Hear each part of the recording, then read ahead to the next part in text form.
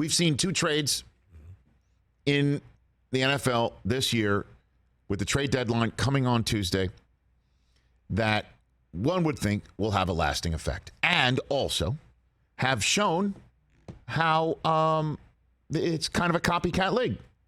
Kind of a copycat league, not just when X's and O's work, but if it works in the front office. If it works in the front office.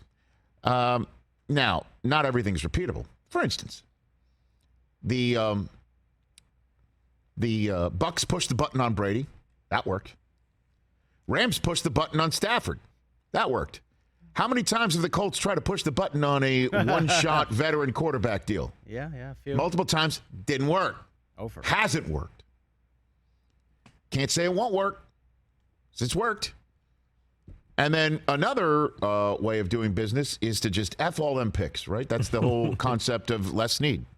Draft picks, we don't need no stinking draft picks, even though he does keep some, one would think, for second and third days, and we've seen that work out.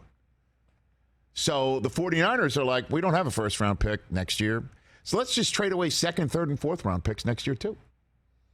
Let's get Christian McCaffrey and prevent him from going to the Rams, which was prepared to F more picks. Yeah.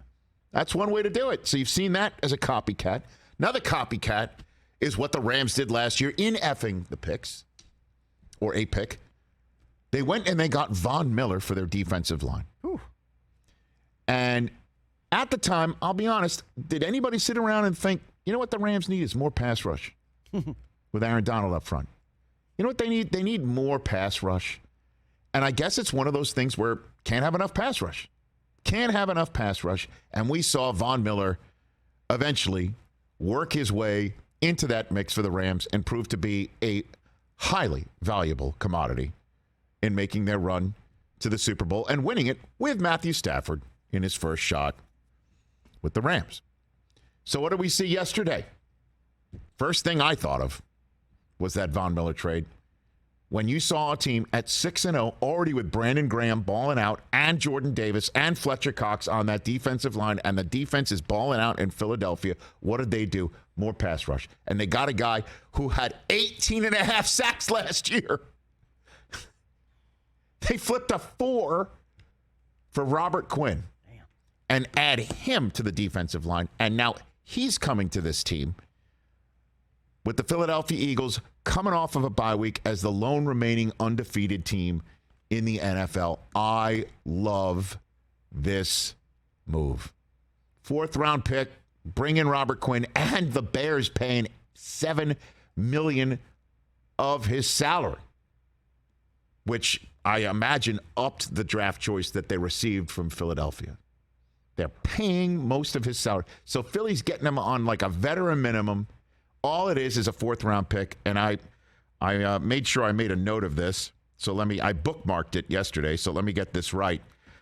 Even after that trade, and also A.J. Brown, right, and also Jordan Davis trading to go get him and get a better draft pick on draft day, Eagles still have 6 picks in next year's draft, including 2 in the first round, theirs and the New Orleans Saints. And the New Orleans Saints one currently is 4th overall. Howie Roseman, holy crap.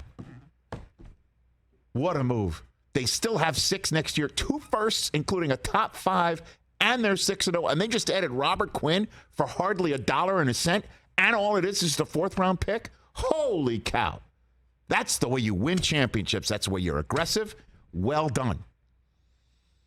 And I'm sure everyone in Philadelphia getting ready for the World Series is like, this is the way it goes around these parts now. We won't talk about what happened in Toronto last night on the hardwood. We'll leave that for another time. It's a long season, look, man. All I'm saying is what a hell of a move. Catch the Rich Eisen Show every single day on the Roku channel, 12 to 3 Eastern, for free.